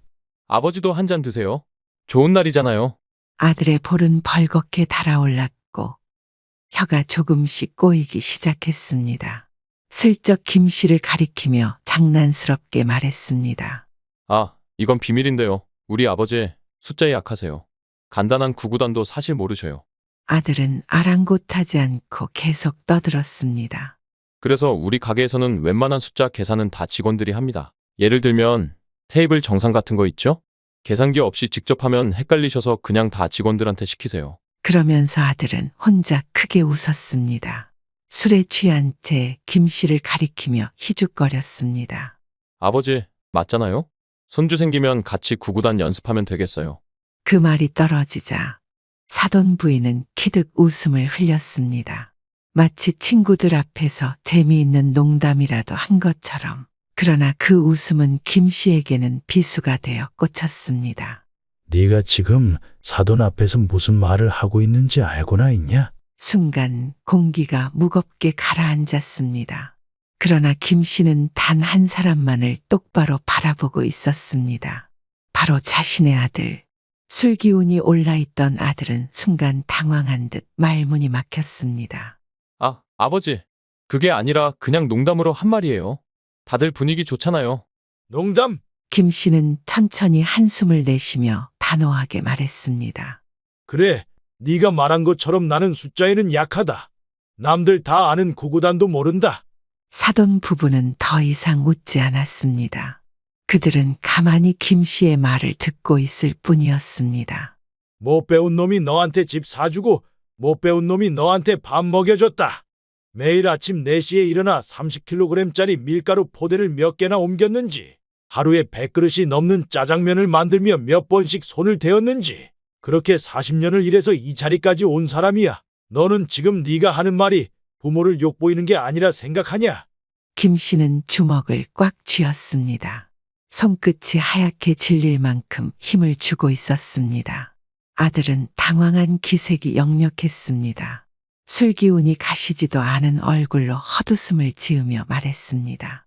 아, 아버지, 그게 아니라 그냥 농담으로. 그럼 나도 농담 하나 해볼까? 사돈, 너무 화내지 마시고 젊은 애들이 실수할 수도 있는 거죠.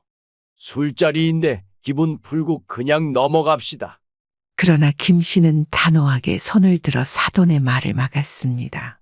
제 자식이 저를 어떻게 보고 있는지 사돈께서 보셨으니 이제 아셨겠지요? 사돈은 입을 다물었습니다. 당장 꺼져라. 이 가게 다시는 오지 마라. 아들은 눈을 동그랗게 뜨고 김 씨를 바라보았습니다. 아버지, 그게 무슨 말이에요? 오늘부로 내 가게에서 손 떼라. 네가 장난처럼 말하는 이 가게에서 네가 조롱하는 그 철가방에서 나는 평생을 바쳐 살아왔다. 그런데 내가 내 아비를 그렇게 비웃으며 욕보이냐? 아버지, 저는 그냥 가볍게 한 말이에요. 술 한잔하면서 농담도 못합니까? 농담이라면 나를 깎아내리는 동안 나는 직원들 앞에서, 사돈 앞에서, 손님들 앞에서 조롱당했다. 내가 그렇게 웃음냐? 너 같은 자식 필요 없다. 그 말을 듣는 순간 아들의 얼굴이 하얗게 질렸습니다. 사돈은 당황해서 다시 말을 꺼냈습니다. 사돈, 너무 극단적으로 가지 마시고 아무래도 술자리니까. 그러나 김 씨는 더 이상 듣지 않았습니다. 그냥 말없이 가게 밖으로 걸어 나갔습니다. 그날 이후 김 씨는 단호하게 결정을 내렸습니다. 가게에서 아들을 내보내기로 한 것이었습니다. 아들은 처음에는 버티려고 했습니다. 아버지, 저 없으면 가게 운영 힘드시잖아요. 이제 와서 저를 내보내시면 어쩌자는 거예요? 그러나 김 씨는 단호했습니다. 너 없어도 가게는 잘 돌아가. 다시는 이 가게에 발 들이지 마라. 아들은 필사적으로 설득하려 했습니다. 아버지, 진짜 너무하십니다. 제가 뭘 그렇게 잘못했는데요. 그러나 김 씨는 더 이상 아들의 말을 듣지 않았습니다. 그동안 아들에게 쌓였던 모든 실망감과 분노를 가슴에 품고 가게 운영을 다른 직원들에게 맡겼습니다. 김 씨는 가게에서 아들을 내보낸 후에도 마음이 가라앉지 않았습니다. 그날 밤 혼자 식탁에 앉아 생각했습니다. 그래도 내가 쟤를 키웠는데 어쩌다 이렇게 됐을까? 김 씨는 한숨을 쉬고 천천히 휴대전화를 집어들었습니다. 그리고 조용히 부동산에 전화를 걸었습니다. 내가 보증금 걸어둔 전세집 바로 계약 해지하겠습니다. 부동산 직원이 당황하며 물었습니다. 갑자기 그러시면 세입자가 난처할 텐데요. 김 씨는 단호하게 대답했습니다. 알아서 나가겠죠. 내가 키운 자식인데 스스로 해결해야 할 겁니다. 그렇게 김 씨는 아들이 살고 있는 전세집을 빼버렸습니다. 며칠 후 아들과 며느리는 다급하게 김 씨를 찾아왔습니다. 며느리는 김씨 앞에서 울며불며 매달렸습니다. 아버님, 제발 다시 생각해 주세요. 우리가 갑자기 집을 빼면 어디로 가야 해요? 아버지, 아무리 그래도 이건 너무하십니다. 그냥 화가 나셨으면 그걸로 끝내시지. 갑자기 저희를 내몰면 저희가 어디서 살아야 합니까? 그러나 김씨는 단호하게 말했습니다. 너희 둘이 살 집 너희가 알아서 구해라. 나는 이제 너희한테 신경 안 쓴다. 아버님, 제가 잘못했어요. 남편이 술 마시고 실수했던 것도 다 제가 옆에서 말리지 못해서 그래요. 저희 정말 반성하고 있어요. 그래서 반성한다고? 그럼 너희가 반성하면 내가 다시 전세금 걸어주고 다시 집도 마련해줘야 하냐? 그래도 저는 아버지의 아들 아닙니까? 넌 내 아들 아니라고 했다. 내가 못 배운 걸 조롱하는 자식한테 더 이상 줄 것도 기대할 것도 없다. 며느리는 끝까지 사죄하려 했지만 김씨는 그녀의 눈물도 아들의 사과도 듣지 않았습니다. 김씨가 보증금을 돌려받은 후 아들과 며느리는 서둘러 집을 찾아야 했습니다. 하지만 전세에서 쫓겨난 상태였기에 가진 돈이 많지 않았습니다. 결국 아들은 서울 외곽의 작은 투룸을 전세로 구했습니다. 지금까지 김씨의 도움을 받으며 편히 살아왔던 며느리는 실망을 감추지 못했습니다. 이게 우리 집이야? 어쩌겠어. 이제부터 우리 힘으로 살아야지. 그러던 어느 날 아들은 결심했습니다. 이참에 내 가게를 열어야겠다. 그동안 김씨의 가게에서 일하면서 요리도 배우고 장사하는 법도 익혔으니 이제는 자신의 사업을 시작할 수 있을 것 같았습니다. 나도 10년을 일했는데 아버지보다 더 잘할 수 있어. 아버지 도움 따윈 필요 없어. 내가 더 성공할 거야. 아들은 곧장 대출을 알아보고 동네에 작은 중화요리 전문점을 열었습니다. 아들은 김씨의 가게와는 완전히 다른 콘셉트로 가게를 꾸몄습니다. 깔끔한 인테리어, 최신식 주방 설비, 감각적인 메뉴판까지 준비했습니다. 광고도 하고 SNS 홍보도 적극적으로 진행했습니다. 우리 아버지처럼 구식으로 하면 안 돼. 이제는 트렌드를 따라가야 성공하는 거야. 하지만 손님들이 찾지 않았습니다. 김씨의 가게에서는 하루에도 수백 그릇씩 팔리던 짜장면, 짬뽕이 아들의 가게에서는 하루 몇 그릇 나가지 않았습니다. 뭐야, 여기 별로네. 맛이 그냥 그래. 손님들은 냉정했습니다. 요리는 비슷해도 김씨의 가게에서만 나는 깊은 맛이 없었습니다. 결국 아들은 매일 적자를 보며 힘들어졌습니다. 이번 달도 월세 내야 하는데 식자재 값도 올라가는데 장사 접어야 하나. 대출 이자까지 갚아야 했기에 점점 더 상황이 악화되었습니다. 결국 6개월을 버티다가 가게 문을 닫아야 했습니다. 가게를 정리한 후 아들은 텅 빈 주방을 보며 한숨을 내쉬었습니다. 나는 아버지처럼 하면 안 된다고 생각했는데 결국 아버지만큼도 못했네. 그제야 아들은 깨달았습니다. 김씨가 왜 성공할 수 있었는지, 김씨가 어떤 방식으로 가게를 운영했는지, 손님들의 입맛을 맞추려면 그냥 새로운 방식만 쫓아가는 게 아니라 기본부터 탄탄해야 한다는 것을 그동안 김씨의 가게에서 배우던 시절 김씨는 늘 말했습니다. 요리는 기술이 아니라 정성이다. 손님이 한 번 오면 또 오고 싶게 만들어야 한다. 음식이 맛있는 건 기본이고 사람을 대하는 태도가 중요하다. 아들은 그 말을 우습게 들었지만 결국 김씨의 말이 옳았다는 걸 뒤늦게 깨달았습니다. 그제야 아버지가 얼마나 위대한 사람이었는지 깨닫기 시작했습니다. 그러나 돌이키기엔 너무 늦어버렸습니다. 하루가 다르게 불어나는 빚을 보며 아들은 현실을 부정하고 싶었습니다. 그런데 자기야, 나 임신했어. 아내가 조심스럽게 내뱉은 그 한마디가 아들의 심장을 꽉 쥐어버렸습니다. 기쁨보다 먼저 찾아온 건 두려움이었습니다. 아들은 머리를 감싸 쥐었습니다. 이제 어떻게 해야 하지? 빚도 있는데 이대로 어떻게 애를 키워? 아내는 불안한 얼굴로 그를 바라보았습니다. 우리 괜찮겠지? 그러나 아들은 확신을 가질 수 없었습니다. 아무리 생각해도 지금의 자신은 가장으로서의 역할을 감당할 수 없었습니다. 그때 떠오른 한 사람이 있었습니다. 아버지.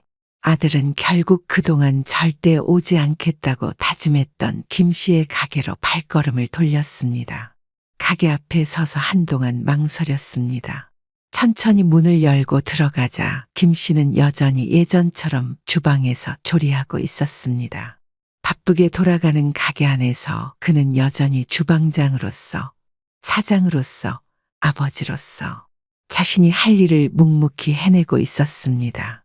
아들은 한 걸음씩 걸어가더니 그대로 김 씨 앞에서 무릎을 꿇었습니다. 아버지, 제가 잘못했습니다. 주방 안이 조용해졌습니다.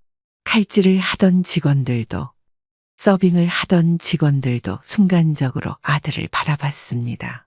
그저 담담하게 낮은 목소리로 물었습니다. 무슨 일이냐? 아버지, 정말 반성 많이 했습니다. 다시 아버지 밑에서 배우고 싶습니다. 지금 집사람이 임신까지 해서 꼭 일을 해야 하는 상황입니다. 제발 한 번만 받아주세요. 아들의 목소리는 떨리고 있었습니다. 김 씨는 그런 아들을 천천히 내려다봤습니다. 무릎을 꿇고 한없이 초라한 모습으로 도움을 요청하는 아들. 너 지금 다시 들어오면 아들은 고개를 들었습니다. 김 씨는 단호하게 말을 이었습니다. 처음부터 다시 배워야 한다. 물론 최저 시급부터 시작할 거다. 일할 수 있게만 해주세요. 그 목소리에는 더 이상 예전의 오만함도 자만심도 없었습니다. 그저 절박함과 간절함이 가득할 뿐이었습니다. 그럼 내일부터 출근해라.